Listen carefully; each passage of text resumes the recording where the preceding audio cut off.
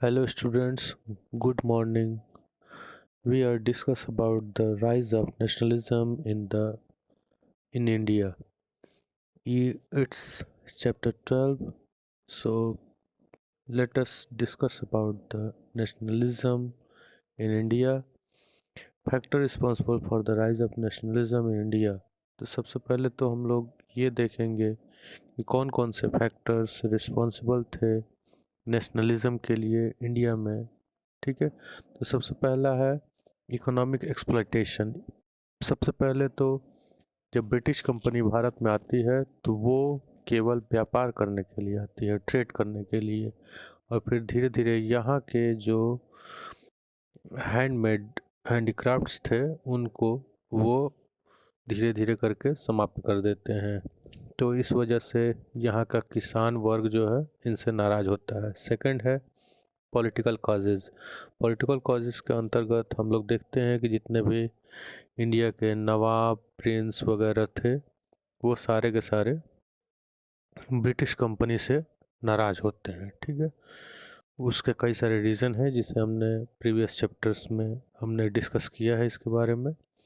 तो political causes में जैसे शॉर्ट में हम लोग देख लेते हैं कि जितने भी नवाब रहते हैं या प्रिंसेस रहते हैं उनको अलग अलग ट्रीटीज़ के माध्यम से ब्रिटिश कंपनी जो है अपने में मिला लेती है, और इसी दौरान रिवॉल्ट 1857 होता है जो कि इसी का एक परिणाम होता है। ठीक है, इसी का रिजल्ट होता है ब्रिटिश कंपनी के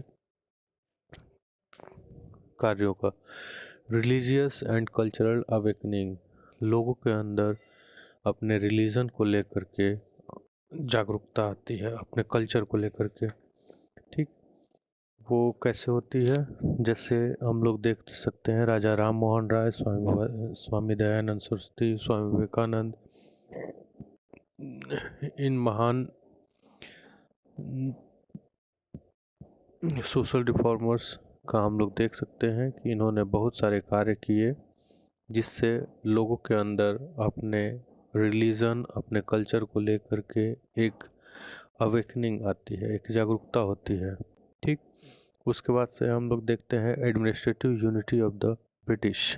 थर्ड पॉइंट है administrative unity. Fourth point administrative unity of the British. इसमें होता क्या है कि ब्रिटिश कंपनी जो है अपने एडमिनिस्ट्रेशन के लिए,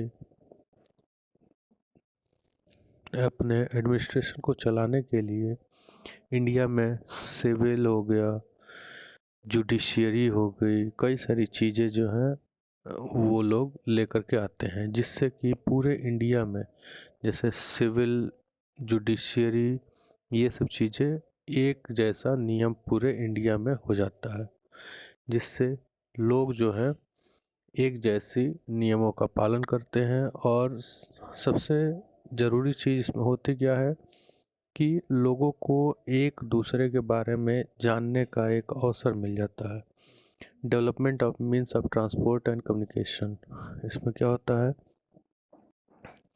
मीन्स। ठीक, मीन्स है, इसमें होता है कि जब ट्रांसपोर्ट जो है इंडिया में डेवलप होती है, जैसे हम लोग 1853 में देखेंगे रेलवे डेवलप होता है, उससे पहले इन्होंने काफ़ी ज़्यादा रोड, रेल के साथ साथ रोड का भी डेवलपमेंट की करते हैं ये लोग। उसके अलावा पोस्ट का भी डेवलपमेंट करते हैं जिससे कि लोग अपनी चीज़ों को एक जगह से दूसरे जगह तक अपने विचारों को पहुंचा सकते थे।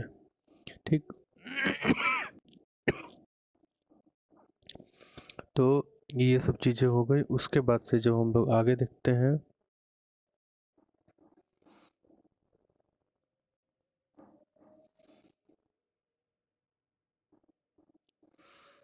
उसके बाद से हम लोग देखते हैं कि डेवलपमेंट ऑफ प्रेस, प्रेस का डेवलपमेंट होता है। प्रेस के डेवलपमेंट के साथ भारत में जितने भी नेशनल लेवल के लीडर्स होते हैं वो अपनी बातों को दूसरों तक न्यूज़पेपर्स या फिर कई सारी मंथली और ईयरली मैगजीन्स होती हैं, उनके माध्यम से लोगों तक पहुंचाते हैं। ठीक, तो इससे पूरा इंडिया जो है उन सब प्रेस के माध्यम से एक हो जाते हैं। फिर स्प्रेड ऑफ मॉडर्न एजुकेशन का फैलाव होता है, जिससे होता क्या है कि जब मॉडर्न एजुकेशन पूरे लोगों तक पहुंचेगा तो इससे लोग ब्रिटिश की नीतियों के बारे में आसानी से जानेंगे। जैसे ब्रिटिश जो है इंग्लिश को बढ़ावा देते हैं। ठीक, ब्रिटिश जो है इंग्लिश को बढ़ावा देते हैं, तो मॉडर्न एजुकेशन में इंग्लिश को बढ़ावा दिया जाता था, जिससे कि लोग अपनी लोकल लैंग्वेज से इतर इंग्लिश के बारे में भी नॉलेजेबल होते हैं। और कोई भी नीति, अगर कोई भी पॉलिसी इंडिया में आती है तो उसे आम जन तक पहुंचाया जाता है। ठीक है, इंग्लिश एक कॉमन लैंग्वेज बन जाती है लोगों के बीच में, जिससे कि लोगों के बीच में कम्युनिकेशन जो है आसानी से हो पाता है। वो मॉडर्न एजुकेशन के थ्रू ही संभव हो पाता है। Development of vernacular languages. Vernacular languages का मतलब होता है, वर्नाकुलर का मतलब होता है लोकल लैंग्वेजेस। जैसे बांग्ला हो गया, तमिल हो गया, तेलुगु हो गया, मराठी हो गया, कन्नड़, इन सब लैंग्वेजेस का डेवलपमेंट होता है, जो कि इनको डेवलप करने का काम जो है ज़्यादातर नेशनल लेवल के लीडर्स करते हैं। जैसे दादा भाई नौरोजी, सर सैयद अहमद खान, बाल गंगाधर तिलक, जस्टिस राणा डे। इन्होंने कई सारी पत्र पत्रिकाएं जारी की।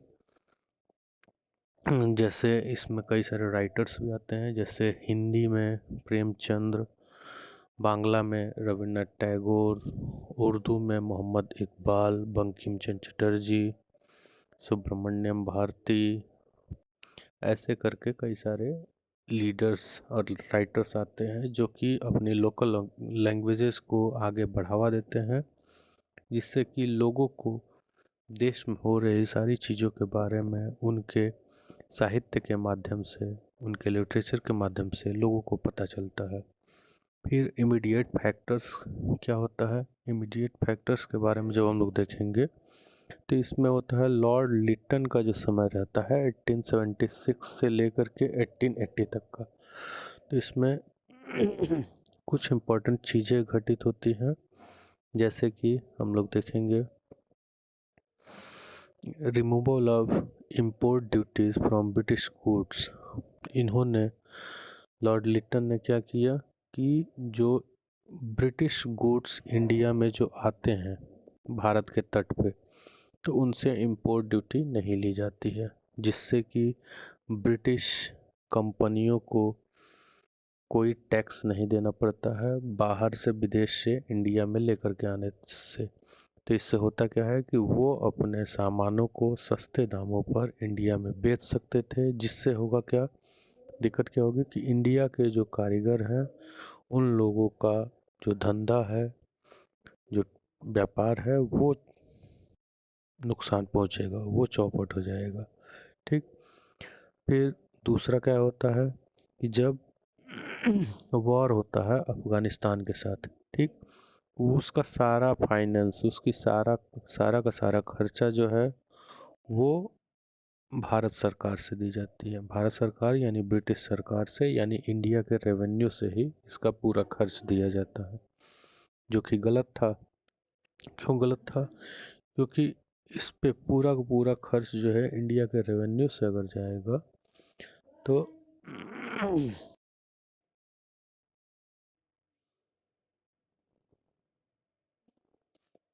इंडिया के रेवेन्यू से जाएगा, तो इंडिया का जो डेवलपमेंट के लिए जो खर्च किया जाना था उसके बदले में वो अफगानिस्तान के वॉर में खर्च होगा। उसके बाद से आता है वर्नाकुलर प्रेस एक्ट 1878 में। इसमें होता क्या है कि ब्रिटिश सरकार एक नियम लेकर के आती है कि भारतीय लैंग्वेज में, मतलब भारत की लोकल लैंग्वेजेस में कोई भी पत्र पत्रिका या फिर कोई भी जर्नल नहीं छपेगा। ठीक, वो केवल इंग्लिश में ही छपेगा। ठीक, जिसका कि बाद में विरोध किया जाता है। आर्म्स एक्ट 1878 होता है, जिसमें नियम ये रहता है कि कोई भी भारतीय आर्म्स जो है नहीं रख सकता है। ठीक, किसी भी भारतीय को हथियार रखने का, कोई भी हथियार रखने का अधिकार छीन लिया गया। इसी दौरान एक बहुत बड़ी घटना होती है जिसका नाम है इल्बर्ट बिल कंट्रोवर्सी। लॉर्ड लिपन के समय में लॉ मेंबर थे सर कॉर्टनी इल्बर्ट। तो वो क्या लेकर के आते हैं कि भारत के जो कोर्ट होते हैं, यानी जो न्यायालय होते हैं, उस न्यायालय में जब ब्रिटिश सरकार चलती थी, इल्बर्ट बिल कंट्रोवर्सी से पहले नियम ये था कि जो ब्रिटिश थे, ब्रिटिश का सारा केस जो है कौन लड़ेगा, केस की सुनवाई कौन करेगा, उसमें जज कौन होगा, उसमें जज होते थे केवल ब्रिटिश। अगर कोई ब्रिटिश अपराधी है तो उसकी सुनवाई में जज कौन होगा, केवल ब्रिटिश होगा। ठीक, लेकिन इल्बर्ट बिल जो आता है उसमें ये बात बोली जाती है कि अगर कोई ब्रिटिश अपराधी है जिस पर अब, तो उसमें केस की सुनवाई में भारतीय जजों को भी, इंडियन जजों को भी नियुक्त किया जाने लगा, जिसका कि विरोध किया गया किसके द्वारा, ब्रिटिश लोगों के द्वारा। ब्रिटिश लोगों के द्वारा इस बात का विरोध किया गया और बोला गया कि हम लोग इसमें सम्मिलित नहीं होना चाहते हैं, और इसका पूरे इंग्लैंड में इस बात का विरोध किया गया और बाद में इस बिल को वापस लेना पड़ा। तो लोगों के अंदर, इंडिया के लोगों के अंदर इस चीज़ को लेकर के एक जागरूकता पैदा होती है, सॉरी, एक जागरूकता पैदा होती है कि भारतीय केसेस को, भारत में जो आपराधिक केसेस हैं उसमें समरूपता होनी चाहिए, यानी इक्वलिटी आनी चाहिए। यानी कोई भी अपराध अगर किया गया है तो उस पे ये नहीं देखना चाहिए कि उसमें अपराधी ब्रिटिश है कि इंडियन है। सज़ा का जो प्रावधान था वो सबके लिए, दोनों के लिए सेम होना चाहिए।